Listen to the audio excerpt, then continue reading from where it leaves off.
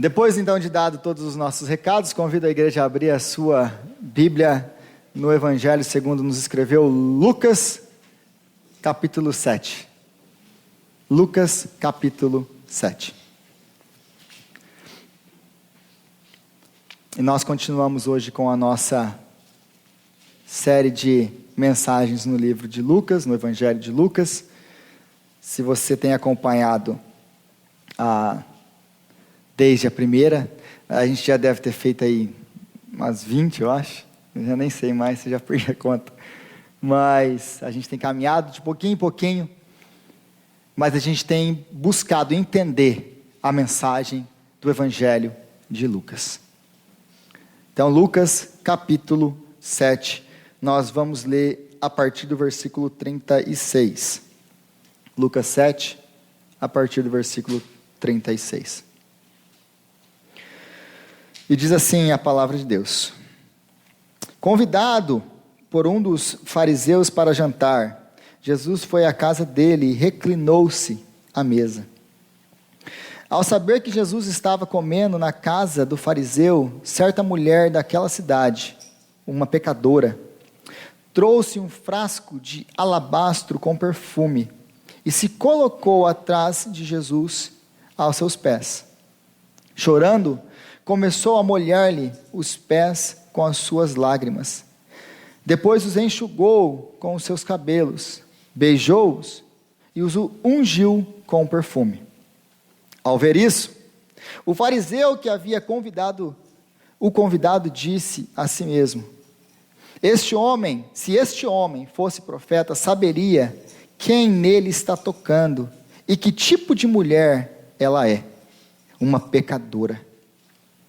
Então lhe disse Jesus: Simão, tenho algo a lhe dizer. Dize, mestre, disse ele.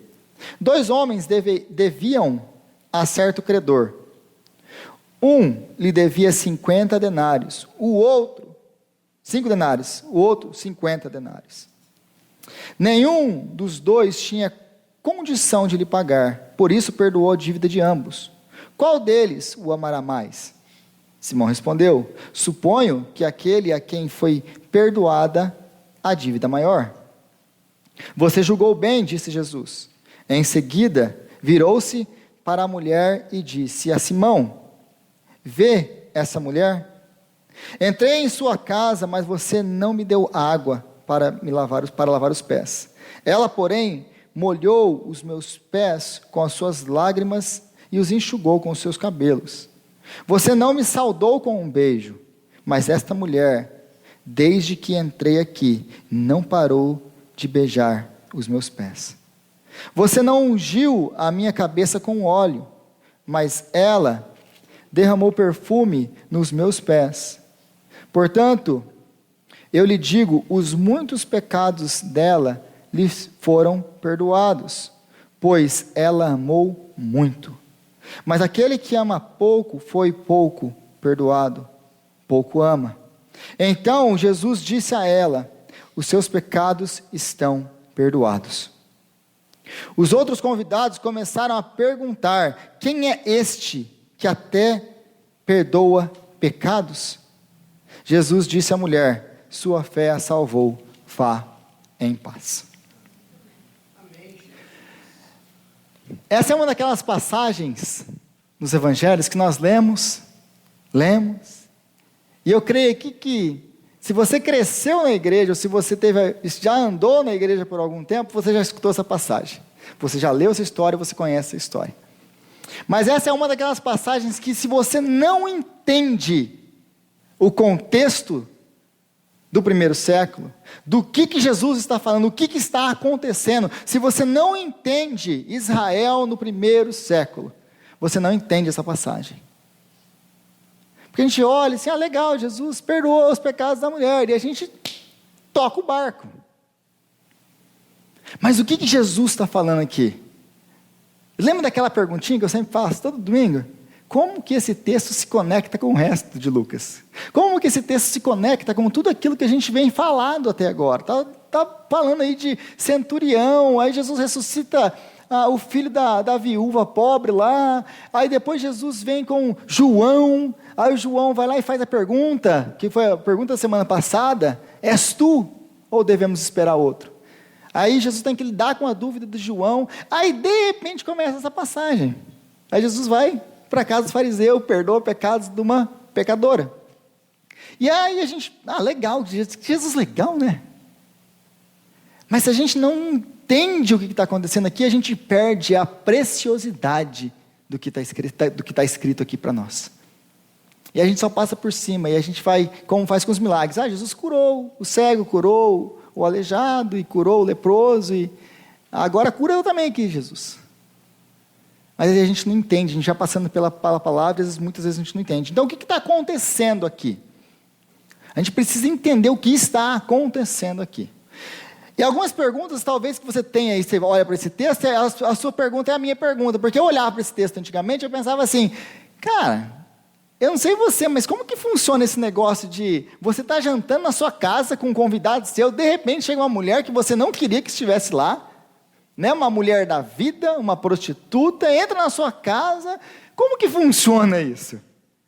Essas eram perguntas que me causavam um pouco de confusão, porque eu imaginava o que? Eu aplicava o meu contexto, a minha mente do século 21, num texto do primeiro século. E é por isso que eu não entendia. E é muitas vezes essa a nossa confusão com os textos bíblicos. Nós aplicamos a nossa realidade, a nossa cabeça, a nossa cultura ocidental, que é muito diferente da cultura oriental ainda hoje, num texto da Bíblia. E aí a gente espera entender a Bíblia. Só que não funciona assim. E isso vai ficar muito claro quando a gente entender essa passagem hoje. Então Jesus ele vai para a casa de Simão. Ele é convidado para ir à casa de Simão. O que está acontecendo aqui? Então Jesus, ele já era conhecido, como as passagens que nós lemos mostram muito bem, as notícias sobre Jesus já tinham sido espalhadas, os atos, os milagres, os feitos de Jesus, os ensinos de Jesus já tinham se alastrado, e os fariseus já estavam contra ele. Os fariseus já estavam querendo pegar Jesus em alguma coisa. Eles já estavam testando Jesus. Eles já entenderam, assumiram isso. Ele não é de Deus. Então eles querem pegar Jesus em alguma coisa. Então, o que está acontecendo aqui é basicamente isso. Quando você chegava um rabino numa cidade, alguém que ensinava a palavra de Deus, ele ia para a sinagoga no sábado, e ele ensinava na sinagoga no sábado.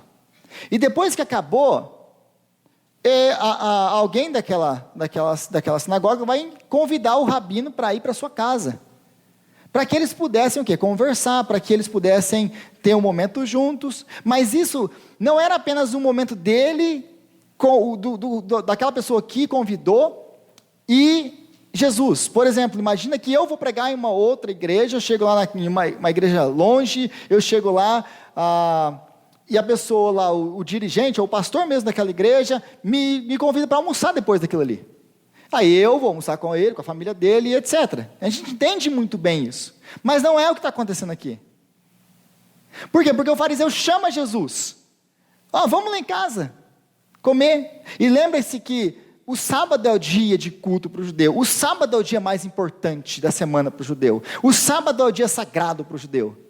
Então eles têm uma refeição toda elaborada, uma coisa diferente no sábado. E agora nós temos esse rabino aqui, Jesus.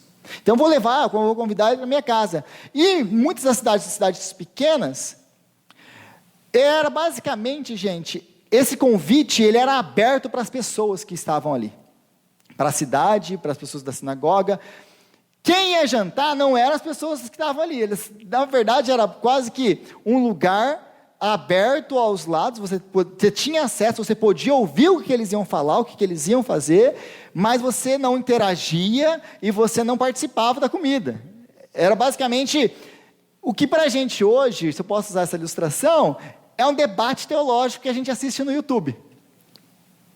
A gente vai lá, ou a gente, por exemplo, chega na igreja aqui, semana que vem vai ter um outro homem aqui, a gente vai ter um debate teológico, onde a gente vai conversar sobre alguma coisa na área da teologia, né? Algum livro da Bíblia, alguma coisa. Então a gente chega aqui, aí você vai ter 2 sofazinhos aqui, um microfone para cada um, e eles vão estar conversando, e vocês vão estar assistindo a conversa. Mas eles estão conversando sobre teologia. E aí a igreja está sendo beneficiada com o conhecimento daqueles teólogos. É basicamente isso aqui que está acontecendo aqui. Não tinha esse negócio igual nós temos hoje. Então, como que eles faziam? Eles faziam nesse arranjo. Leva para casa lá eles têm esse espaço e as pessoas têm acesso, podem ouvir a conversa deles, para serem edificadas. Então é isso aqui que está acontecendo. Aí ele se reclina sobre o sofá, sobre a mesa aqui, né? Aí você, como assim? Lembre-se que a higiene daquele tempo não é uma higiene como nós temos hoje, gente. Hoje você abraça o irmão que está aí do seu lado, ele está cheiroso, né? Passou um perfume, está de pezinho, está com um sapatinho, veio para a igreja de carro. Então, é completamente diferente do Oriente Médio. É completamente diferente do que eles estavam vivendo naquele tempo. Então, eles chegavam na casa e os pés sujos, eles tinham que estar o mais longe possível da mesa. Então, era quase que um divã daqueles de aconselhamento, sabe? Aí eles deitavam naquilo lá, e tinha uma mesa ali, e aí eles ficavam deitados ali, igual uma madame, né? E fica ali comendo, e batendo papo ali, comendo ali, e aí os pés ficavam para longe. Eles tinham que lavar as mãos, etc, etc. Então, basicamente, essa é a cena aqui que está acontecendo aqui. Contudo, algumas coisas que você não vê no texto e não estão claras no texto, como, por exemplo, Jesus aqui ele está sendo testado por esse fariseu, e Jesus aqui ele está sendo humilhado por ele. Por que ele está sendo humilhado por ele? Porque toda vez que o rabino chegava na sua casa, aliás, isso aqui vale para qualquer visitante, porque existem normas, e aliás é uma coisa que Deus faz no Antigo Testamento, ele estabelece o que? Israel tem que ser uma comunidade que recebe, um povo que abraça, um povo que acolhe. Então Deus ele é muito estrito com isso e fala assim, vocês têm que acolher o estrangeiro, a viúva, o pobre, o viajante. Então vocês têm que ser hospitaleiros, é uma questão de honra para o israelita ser hospitaleiro, ele tem que ser hospitaleiro. E aí, ele vai chegar aqui, qualquer pessoa que chegar na casa dele, ele tem que fazer o quê? A pessoa chegou na casa dele, ele tem que abraçar, ele tem que dar um beijo ali, e aí ele vai entrar, a pessoa vai entrar, ele vai dar um pouco d'água, uma vasilha com água, para quê? Para lavar as mãos, para lavar os pés, porque ele está aquela sandalinha de Jesus, sabe aquela sandalinha de Jesus? Teve uma época que estava no Brasil, era moda aquela sandalinha de Jesus, até chamava de sandalinha de Jesus. É a sandalinha de Jesus. Aí você anda de sandalinha de Jesus, você anda de chinelo na rua, o que acontece com o seu pé? Fica tudo sujo. E nós vivemos hoje, tem asfalto, tem tudo, tem calçada. Eles não tinham nada disso. Então como que você acha que os pés deles ficavam? Mais uma vez, banho não era uma coisa comum. Então, como é que funciona tudo isso? Aí você dá um pouco d'água para a pessoa lavar as mãos, e um pouco de óleo para ela ungir a cabeça, ungir as mãos. Era essa a atitude esperada de qualquer pessoa que recebia um convidado. Qualquer um. Essa é a sua... Basicamente, equivalente ao dia de hoje. Basicamente funciona assim. Você está recebendo uma pessoa na sua casa. Você vai lá, você recebe com alegria. Você senta lá no sofá. Você desliga a TV. Aí você conversa com a pessoa, dá atenção para a pessoa, você faz a pessoa se sentir recebida, você oferece, quer uma água, quer um café, quer alguma coisa, ou senão você já chama, vamos comer alguma coisa. O que você está demonstrando para essa pessoa? Que ela é bem-vinda, que eu quero passar tempo com você. Contudo, não é isso que acontece aqui com Jesus. Porque Jesus, se você vai comparar, a gente vai ver isso no versículo 44 a 46, Jesus ele fala disso. Eu entrei aqui, você não me saudou. Eu entrei aqui, você não me deu água. Eu entrei aqui, você não me deu óleo. O que esse fariseu está fazendo com Jesus? Basicamente eu estou te recebendo aqui, mas eu não quero que você esteja aqui. Eu estou te recebendo aqui, mas você não é bem-vindo aqui. É isso que ele está fazendo. Então ele deixa muito claro que ele não é um simpatizante de Jesus. Ele não é um simpatizante de Jesus. Ele é uma pessoa que, como os outros fariseus, estão querendo testar Jesus. Eu quero ver, é um curioso. que vê os ensinos, que vê os milagres, que vê essas coisas, porque se espalharam e querem testar Jesus. Lembre-se, os fariseus sempre querem testar Jesus. Então ele faz isso. Por causa disso, gente, o que Jesus podia ter feito? Ele nem precisava ter ficado no sofazinho reclinado lá, ele levantava e sumia embora. O ato de Jesus ficar na casa desse fariseu já é graça. Já é graça. Porque ele está sendo humilhado. E lembre-se, ele não está sendo humilhado entre ele e aquele fariseu. Tem uma multidão olhando isso. Todas as pessoas em volta estão vendo o tratamento que Jesus está recebendo. Estão vendo que, sim, eu chamei esse rabino para vir aqui, mas eu não considero ele lá essas coisas. Porque eles não fariam isso nem com um convidado comum. Quem dirá com um rabino? E é isso que Jesus está recebendo aqui. Aí o que acontece? A gente tem essa pecadora, essa mulher. E o que tem na cabeça dela? Ela vem com um frasco de alabastro nas suas mãos. Pendurado no seu pescoço, tipo uma correntinha, um frasquinho ali. Por quê? Porque, por ofício, essas mulheres que eram prostitutas, elas tinham esse frasco, porque mais uma vez por causa da higiene, que não era lá essas coisas. Então elas tinham isso, esse perfume que elas andavam com ela. Contudo, ela trouxe isso aqui especialmente para Jesus. Essa mulher é uma mulher que ouviu a pregação de Jesus. Ela é uma mulher que já ouviu que Jesus ama pecadores. Jesus, ele tem perdão para os pecadores. Porque imagina a cabeça dessa mulher nesse contexto todo aqui de religiosidade que a gente já tem falado desde o começo de Lucas. O que acontece para ela?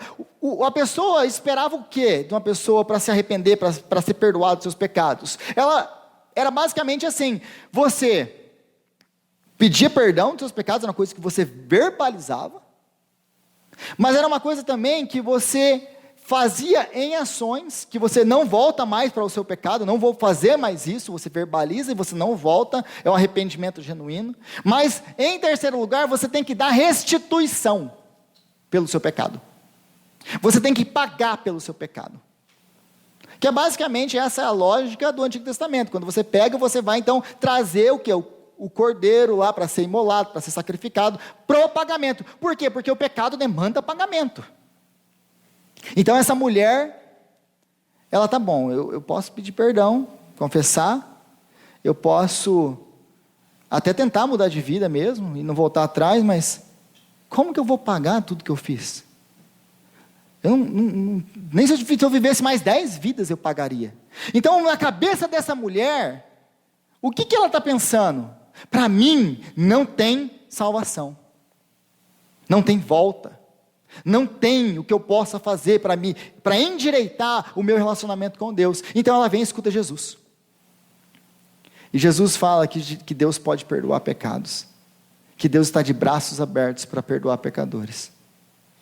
E ela entende a mensagem do Evangelho. E ela crê em Jesus Cristo. E ela é salva e ela é perdoada dos seus pecados.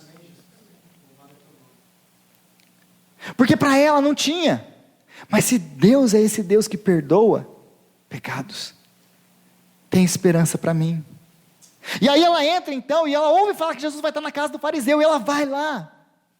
Mas você tem que lembrar quem é uma mulher prostituta nesse tempo. Quem quer ter relacionamento com ela? Quem quer ficar perto dela? Ninguém.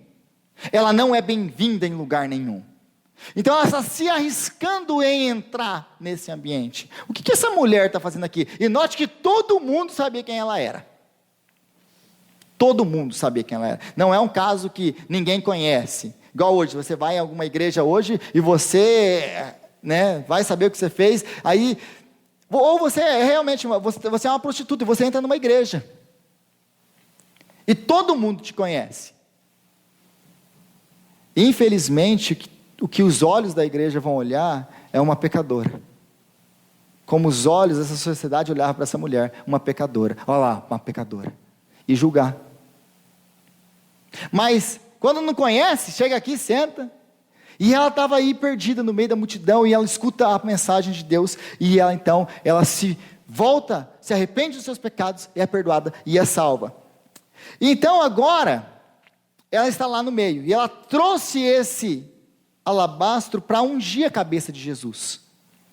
Ela veio para ungir Jesus, essa já era a intenção dela. Contudo, lembre-se que ela é uma mulher que vive no 1º século, e ela entende muito bem quais são as relações de uma pessoa que está sendo recebida e daquela pessoa que está recebendo. Ela entende que todas essas condutas foram quebradas. Tudo aquilo que ela esperou que acontecesse, nada disso aconteceu. Então ela veio para ungir a cabeça de Jesus, mas ela esperava que as suas mãos já estivessem limpas, que os seus pés já estivessem limpos. Ela esperava que Jesus fosse bem acolhido. Ao contrário, Jesus tem sido humilhado desde a hora que ela está lá, vendo tudo isso. Então ela decide fazer uma coisa que é um escândalo. E eu vou falar por que é o escândalo. Primeiro, porque ela é uma prostituta. Segundo, porque Jesus estava sendo humilhado mesmo, intencionalmente. Então, se ela pedisse o quê? Água para lavar os pés de Jesus, quem daria? Ninguém. Primeiro, porque quem está pedindo? E segundo, porque para quem vai ser servido? Então, essa mulher começa a chorar por tudo isso que está acontecendo com Jesus. E então ela percebe uma coisa: eu tenho água. E ela começa a chorar sobre os pés de Jesus. Mas aí ela se lembra de uma coisa: eu não tenho toalha. O que eu vou fazer para enxugar os pés de Jesus? E ela faz aquilo que, gente, você não vê mulher nenhuma na Bíblia fazendo. Ela solta os cabelos dela e ela começa a enxugar os pés de Jesus. O que é soltar os cabelos no 1º século? O que é soltar os cabelos para uma cultura, na cultura de Jesus? As mulheres soltavam os cabelos na noite de núpcias, apenas para o seu marido. Soltar os cabelos para nós hoje seria o equivalente a mulher entrar de lingerie dentro dessa igreja e começar a beijar os meus pés. Você acha que isso é escandaloso ou não? Então, o ato dela é visto como algo erótico, algo para ganhar o quê? As escravas faziam isso para os seus patrões. Elas eram obrigadas a fazer esse tipo de coisa. O cabelo solto, ele te dava o direito de divorciar da sua esposa, se ela fosse vista em público de cabelo solto.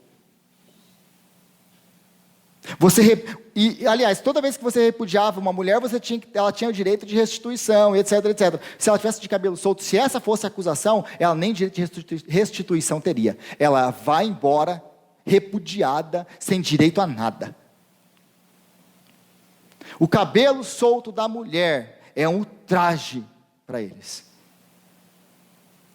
Ao ponto de alguns relatos do 1º século, o orgulho das mulheres era que nem as colunas da sua casa viam os seus cabelos soltos.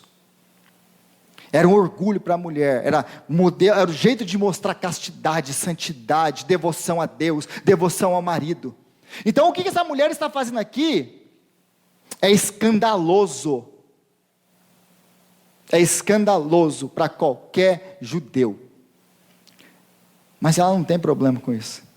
Porque ela não tem problema em se humilhar na presença de Jesus. Amém. E aí então é isso que ela faz. Então ela não podia beijar o rosto de Jesus, porque ele não recebeu um beijo. Ela beija os pés. Não foi dado água para Jesus.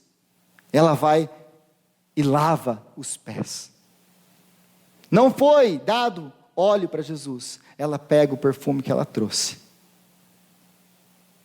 e unge os pés de Jesus. Então a mulher, ela se humilha publicamente. Ela se humilha publicamente para poder exaltar Cristo. Amém. Ela faz isso com o intento de: ele não recebeu do anfitrião, mas ele não vai sair daqui assim. Então é isso que está acontecendo em tudo isso. Então o que acontece aqui com Jesus? A gente tem que lembrar uma coisa: que seguir a Jesus sempre vai nos custar financeiramente e emocionalmente. Financeiramente por quê? Porque o frasco que ela está usando aqui, em outras partes dos evangelhos vão falar o valor desse frasco, ele custa 300 denários. 300 denários é o que a pessoa, um denário é o que a pessoa ganhava por um dia de trabalho. Por exemplo, se você trabalha aqui, você ganha $100 por dia, era isso o representante de um denário. Então, um dia do seu trabalho é um denário. O que ela gastou, o que ela derramou em Cristo, custava 300. Ou seja, é quase um ano de trabalho. Um ano do seu trabalho. Então vai te custar, seguir Jesus vai te custar financeiramente. Porque, gente, quando a gente entende quem Jesus é, Ele é o rei do nosso bolso também. Amém. Ele é o Senhor do nosso bolso também. Aleluia. E tem gente, eu vou abrir uma aspas aqui. Tem gente que tem dificuldade com o dízimo. Só tem dificuldade com o dízimo quem não entendeu quem é Deus. Porque a partir do momento que você entende que Ele é o seu sustentador, que Ele é o seu provedor, que se Ele não te der saúde, você não levanta da cama, que se Ele não abrir a porta, não te der sabedoria, você não tem nenhum trabalho, que tudo que você tem, o fato de você estar respirando agora é graça de Deus, você nunca mais vai ter problema com dízimo. Nunca mais. Eu não vou ficar sustentando pastor. Essas são as coisas que a gente escuta de vez em quando. Eu nunca escutei isso. Mas, você escuta umas coisas dessas. E geralmente tem um monte de gente que quer ficar explicando. Não, porque lá no Antigo Testamento, não sei o quê. Percebe a vida dessas pessoas? São pessoas avarentas. São pessoas egoístas. São pessoas que só pensam em si. Elas não entenderam o Evangelho ainda. Elas não entenderam o Evangelho ainda. Dizem que a última parte do homem a se converter é o bolso. E, infelizmente, na maioria dos casos isso é verdade. Então, quem entendeu quem é Jesus Cristo? Gente, os meus recursos financeiros são dele. Eu só sou um mordomo do que Deus me deu. É graça, porque tudo que eu tenho é graça dele. Então, seguir a Jesus sempre vai nos expor. Sempre vai te expor. Seguir a Jesus, você vai se expor seguindo a Jesus. Vai se expor aonde? No seu trabalho. Vai se expor aonde? Na sua escola, na sua faculdade. Vai se expor aonde? Naquele monte de amigo que você tem que é mundano. Vai te expor. Eu não faço isso. Porque você é um religioso. Não. Porque eu entendi a graça. Porque eu entendi quem Jesus é. E se Ele morreu por causa dos meus pecados, eu não posso fazer isso com Ele. Não é religiosidade. Não é religiosidade. É entender o senhorio de Cristo em todas as áreas da minha vida. Seguir Jesus é amá-lo mesmo em lugares em que querem ridicularizar o nosso Senhor, especialmente aqui. Nós vivemos numa das regiões mais secularizadas do mundo. Nós temos Harvard, nós temos MIT, nós temos as grandes universidades. Quem precisa de Deus? Quem precisa de Deus? Nós temos a ciência é o que nós precisamos. Essa é aquilo que assume-se as pessoas que acreditam na filosofia desse século. E eles vão querer ridicularizar a nossa fé. Você é um ignorante que não sabe nada. E talvez você não consiga argumentar contra alguma pessoa dessa. Mas uma coisa que a gente não faz a gente não se esconde. A gente não se esconde. A gente está lá e a gente fica firme em Jesus. Mesmo quando a gente não consegue dar razão da nossa fé. De uma maneira clara ou debater com argumentos filosóficos. Mas, uma vez eu escutei isso é muito verdade. A gente não precisa defender o leão. Apenas abra a gaiola e ele vai se defender sozinho. Eu não sei o que falar. Abre a gaiola e deixa falar sozinho. Amém, Jesus. E ela vai se defender. Aí no versículo 38, a salvação ela não é por obras. A salvação não é por obras, porque no versículo 50, ele termina assim: vai, a sua fé te salvou. E aí a gente vê essa mulher chegando, e ela vai fazendo tudo isso aí, ela lava os pés de Jesus, ela enxuga com os cabelos, ela se humilha, ela faz tudo isso que eu acabei de falar para vocês aqui. E a gente pensa, uau! E aí Jesus então abençoou ela, e Jesus então, agora ela foi perdoada dos pecados dela por causa daquilo que ela fez, certo? Errado. Essa mulher foi lá, atrás de Jesus, porque ela já tinha sido perdoada. Ela vai em gratidão, ela faz tudo o que ela faz por gratidão, e não para receber, e não por mérito, e não porque ela pensa que ela vai conseguir alguma coisa em troca. Assim é na nossa vida, na vida do cristão. Nós não fazemos obras para mostrar, ou para mostrar para Deus e querer de Deus, forçar a mão de Deus a nos abençoar. Nós não fazemos boas obras para garantir a nossa salvação. Nossa, se eu não andar certinho, eu vou perder minha salvação. Ela nunca esteve nas suas mãos. Como que você vai perder uma coisa que nunca esteve nas suas mãos? A salvação é graça de Deus, de começo ao fim. Não foram vocês que escolheram a mim, foi eu que vos escolhi a vós outros. Não depende de quem quer ou de quem corre, mas da graça de Deus. Porque não há um justo nenhum sequer, ninguém que entenda, ninguém que busque a Deus. É graça. É tudo graça. Então, nós não podemos fazer nada, mas as boas obras são os frutos que nascem da árvore saudável. Uma vez que nós fomos salvos, então nós vamos dar bons frutos. É aquilo que mostra que realmente a obra da salvação foi feita nas nossas vidas. Como eu costumo dizer, não são os frutos que dão vida à árvore, mas a árvore saudável vai dar bons frutos. Então essa mulher vai aqui, porque ela já foi salva. Então Jesus fala para ela que os pecados dela foram perdoados. Jesus confirma aquilo que está no coração dela. Será mesmo, Jesus? Será mesmo que eu fui perdoada? Será mesmo que essa mensagem é para mim? Para mim, uma pecadora? Para mim? Jesus não tem esperança para mim? Para mim? E ele confirma, sim, minha filha, a sua fé te salvou. Mas perceba uma coisa. A gente fala, a fé salvou, a fé salva, nós só vamos pela fé. Contudo, não é a fé que salva, mas é o objeto da sua fé que salva. Porque se você tem uma fé verdadeira, genuína, num ídolo, ou em qualquer outra religião, você tem lá os seus ídolos e os seus deuses, e eu tenho uma fé genuína, verdadeira, que aquele Deus é o certo Deus. E pode ter muito mais fé do que você e que eu. Contudo, essa fé não vai te levar para lugar nenhum. Porque a sua fé, por maior que ela seja, está colocada no lugar errado. Mas a menor fé, se estiver colocada em Cristo, vai te transportar daqui para a vida eterna. Não é o tamanho da sua fé. Lembra de Moisés passando pelo Mar Vermelho? Gente, imagina Moisés abrindo o Mar Vermelho e todo mundo passando lá. Você já acha que todo mundo passou ali pulando, gritando, oh glórias? É ou não é? Não! Gente, a gente deve ter passado ali, olhando até, fechando o olho. Não vai cair, não vai dar certo, não vai dar certo, não vai dar certo. Essa água vai voltar em mim. Você acha que todo mundo passou ali pulando de alegria e em fé a Deus? Teve gente que deve ter beijado o chão do outro lado quando acabou o mar. Porque passou desconfiando. Não é o tamanho da sua fé, é o Deus da sua fé que te leva aonde Ele te prometeu. Aí a grande pergunta que nós temos que responder desse texto aí, depois de falar de tudo isso que está acontecendo aqui, a gente não chegou em Jesus ainda.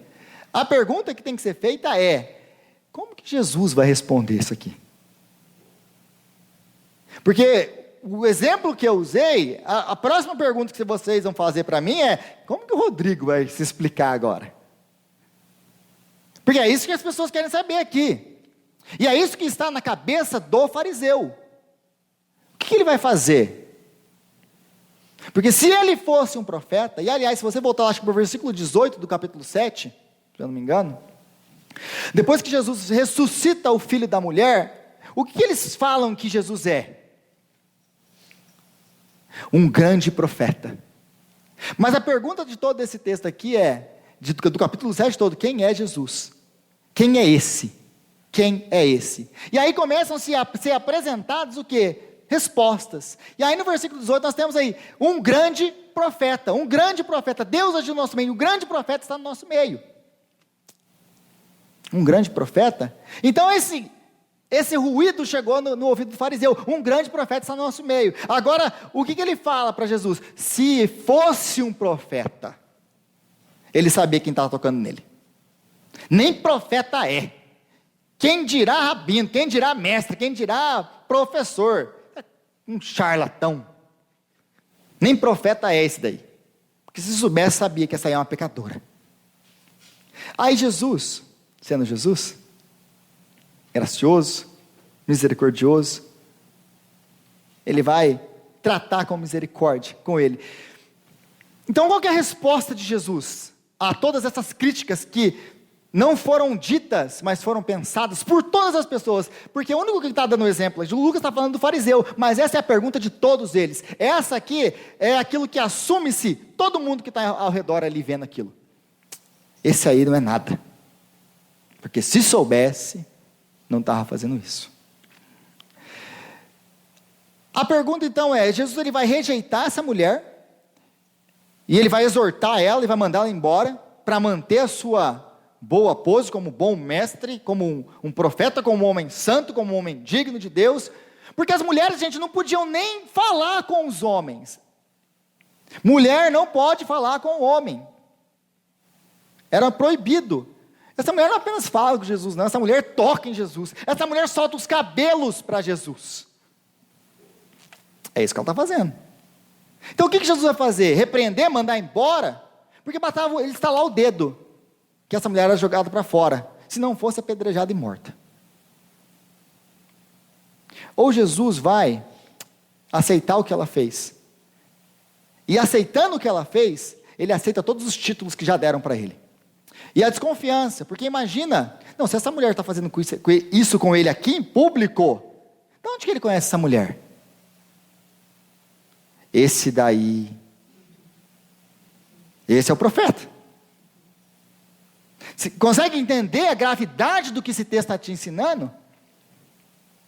Gente, Jesus assumiu que ele falar, o que ele falou, defender essa mulher em público, não é uma coisa, os seus pecados foram perdoados, vai embora, vai feliz da vida. Não é simples assim. Jesus agora está pegando para ele a vergonha daquela mulher. Ele está assumindo todos os títulos que ela tem para ele. E aí Jesus ele conta uma parábola. E ele fala que um credor tinha dois devedores, duas pessoas que devem para ele. Um devia 50 e outro devia 500. Ele está contando essa história para quem? Para Simão. Ele está se dirigindo ao seu anfitrião e falando assim, olha, para te mostrar que eu sou profeta, que eu sei tanto quem ela é, quem você é, eu vou te contar uma parábola. Um credor tinha seus dois devedores. E um devia 50 e um devia 500. Nenhum deles podia pagar. Os dois foram perdoados. Note nisso. Nenhum deles podia pagar. Nenhum deles. Nenhum deles. Então não é uma questão de um deve mais, um deve menos, porque naquele tempo, se você não tem dinheiro para pagar, o que acontece com você? Você é jogado na prisão até que você pague. Então lá você podia muito bem morrer. Então você não tem o que você faça. Dever 1 denário e dever 1 milhão de denários é a mesma coisa, a consequência é a mesma. O que Jesus está ensinando para a gente aqui? Que diante de Deus, gente, não tem ninguém bom. Não tem ninguém legal. Olha, eu não sou tão pecador quanto aquela pessoa que está lá se drogando, se prostituindo, se fazendo isso e aquilo. Eu sou bom. Eu vou para a igreja no domingo. Eu até aguento o Rodrigo. Não, como eu sou santo. Eu vou para o céu. Não vou. Diante de Deus, 1 denário e 1 milhão não faz diferença nenhuma. A consequência é a mesma, os dois merecem o inferno, porque Ele é santo, e não tem diferença. Então, o fariseu se achava justo porque ele comparava o seu pecado, quem ele era com quem? Com a mulher. Não é muitas das vezes que a gente faz com outras pessoas, a gente está na igreja, a gente vem aqui na igreja, aí a gente vê uma pessoa num bar, a gente vê uma pessoa, qualquer outra pessoa, alguma coisa assim, o que a gente faz com aquela outra pessoa? A gente julga. Olha lá, eu não bebo, eu não fumo, eu não uso droga, eu não faço isso, eu não faço aquilo, eu não faço isso. E a gente se acha bom, a gente se acha justo. Estou mentindo? A gente se acha no direito de julgar. E aliás, sabe por que a gente se acha bom? Porque a gente pega uma pessoa que está nessa vida, e só porque a gente tem talvez uma vida um pouquinho mais moral, pelo menos na frente das pessoas, porque só você e Deus sabe o que você faz lá no seu quarto escondido, só o que você vê, e Deus sabe. E aí a gente pega e se compara com os outros e a gente se acha bom. A gente se compara entre a gente mesmo aqui e a gente se acha bom. Só que o erro desse fariseu e o nosso erro é esse.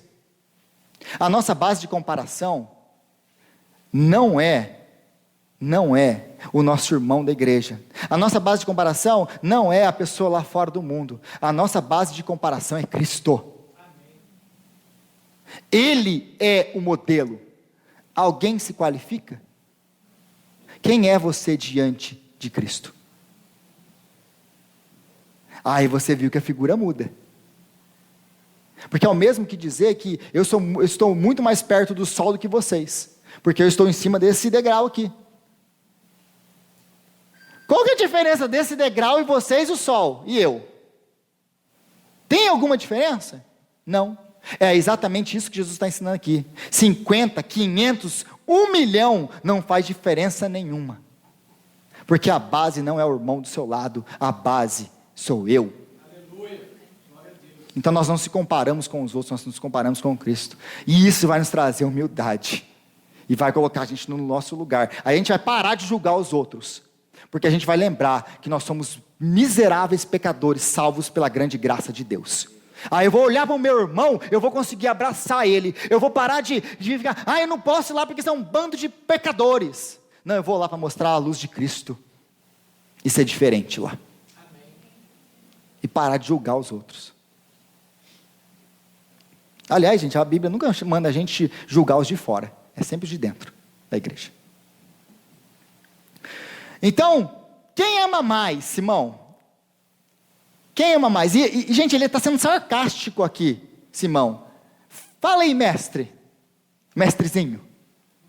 O que você quer comigo? Ele está sendo sarcástico com Jesus. E Jesus então conta a parábola e pergunta para ele: e aí, Simão, quem que foi? Quem que é aqui? E aí ele fala assim: suponho eu, mestre. Ele está sendo sarcástico com Jesus. É lógico, é uma questão de lógica. Quem foi perdoado mais? Respondeu bem, Simão. É isso aí mesmo. É isso aí mesmo. E aí então, ele vai entender que Jesus está falando dele. Porque não tem diferença nenhuma, Simão, entre você, o que se acha justo, o que se acha bom, e essa mulher. Vocês dois, diante de um Deus santo, não tem diferença nenhuma. Então, diante de Deus, só existem homens com carteiras vazias, com uma dívida impagável. Diante de Deus, esse é o nosso caso, todos nós que estamos aqui. Diante de Deus, só existem homens com carteiras vazias, com uma dívida impagável. Não importa o tamanho da sua dívida. Não importa o tamanho do seu mortgage. Você não paga ele. É graça. É somente graça de Deus. Então Jesus, imagina agora a cabeça dele, depois de escutar essa história. Simão, escuta toda essa história, tudo isso aqui, agora, a cabeça dele, olha a cabeça de Simão. Mas Jesus, já não é suficiente eu deixar você vir na minha casa? Porque olha aí, eu sou um fariseu, um homem que tem respeito na sociedade, olha para mim. Já não é suficiente eu deixar você estar na minha casa, na minha presença? Jesus, você deve ter onde jantar comigo. Você está aqui na minha cidade, eu estou te convidando, eu estou te fazendo aí, ó, público. Jesus. Porque essa acusação que Jesus fala para ele, olha, eu entrei aqui, Simão, e você não me deu o quê? Não me beijou, você não me saudou, você não me deu água, você não me deu óleo. Na cabeça dele está isso aqui, mas já não bastava eu te deixar entrar? E o que isso te ensina? O que isso me ensina? Essa é a nossa atitude muitas vezes com Jesus. Quando Jesus, e nós lemos essas passagens e lemos umas coisas dessa, que demandam de nós uma resposta diante de Jesus, que demandam de nós uma mudança de vida, que demandam de nós uma posição diante de Cristo, ou eu vou servir a Deus, ou eu não vou servir a esse Deus, ou eu me submeto completamente a Cristo, ou Ele não aceita 99%, esse é Jesus, ou você se submete a Ele completamente, ou Ele não aceita nada. Porque muitas vezes nós chegamos a Jesus com essa mente aqui, de Simão. Qual a mente? Mas Jesus, já não basta eu ir na igreja? Ó Jesus, já não basta eu fazer isso ou aquilo? Já não basta eu ter sido batizado e falar que... Não, Jesus, já não basta eu pagar o dízimo? Você quer mais ainda de mim? Essa é muitas vezes a nossa atitude, a mesma de Simão. Já não basta, Jesus, eu te deixar entrar na minha casa? Ou Jesus ele é o Senhor da sua vida, ou Ele não é. Ou Jesus é o Senhor da sua vida, ou outra coisa é. Jesus ele não toma segundo lugar. Jesus não divide posição. Jesus, Ele é ou Ele não é o Senhor nas nossas vidas. Aí Ele fala para a mulher, a sua dívida foi perdoada. E eu fiz questão de trocar essa palavra e colocar dívida aí, e não pecado. Porque Ele fala, o seu pecado foi perdoado. Contudo, gente, uma coisa que você precisa entender, eu e você, nós precisamos entender isso. Não existe perdão de dívida. Não existe perdão de dívida. E qualquer pessoa aqui que trabalha em área financeira vai entender isso muito bem, certo, Rúbia? Por que não existe perdão de dívida? Porque toda vez que você perdoa uma dívida, o que você está assumindo para você? A conta, a dívida, o prejuízo. Mesmo que você não venha a pagar aquilo, você deixou de receber, você está em prejuízo. Então não existe perdão de dívida, não existe perdão de ofensa. Se você perdoar, sempre que não, por que perdoar é tão difícil, gente? Porque toda vez que você perdoa, você está assumindo para você o ônus daquilo. Toda vez que você perdoa, você está assumindo a dívida para você. Seja uma ofensa, seja alguma oportunidade que você perdeu, seja dinheiro, seja lá o que for. Toda vez que nós perdoamos, nós estamos assumindo o prejuízo. Nós estamos assumindo a dívida. Nós vamos pagar aquilo que foi perdoado. Aquele que perdoa, paga a dívida daquele que foi embora. É isso assim que funciona. Então, não é assim, perdoei. Mulher, os seus pecados estão perdoados, a sua dívida está perdoada. Não, para assumir a dívida, para que ele pudesse libertar essa mulher, para que a dívida dela fosse perdoada, ele teve que pagar. Porque alguém tem que pagar a dívida. Então, os pecados da mulher foram perdoados porque os pés que ela lavou, beijou, ungiu com óleo, foram atravessados, cuspidos, ungidos com o próprio sangue de Jesus.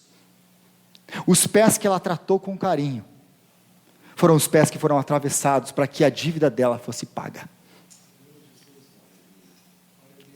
Para te perdoar, para me perdoar, para dizer para você, Ezequias, os seus pecados estão perdoados, Gustavo, os seus pecados estão perdoados, Carlito, os seus pecados estão perdoados. Para dizer, poder dizer isso para você, Ele foi para a cruz e assumiu a sua dívida, para que você pudesse receber aquilo que Ele tinha, a sua filiação, como filho de Deus, receber herança, e agora ser cordeiro de Deus com Cristo.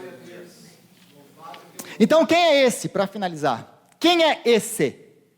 Porque essa é a pergunta que eu comecei lá no comecinho dessa pregação. Essa é a pergunta que começa o capítulo 7. É isso que eles estão tentando, aliás, bem antes do capítulo 7, descobrir quem é esse que perdoa pecados. É assim que termina.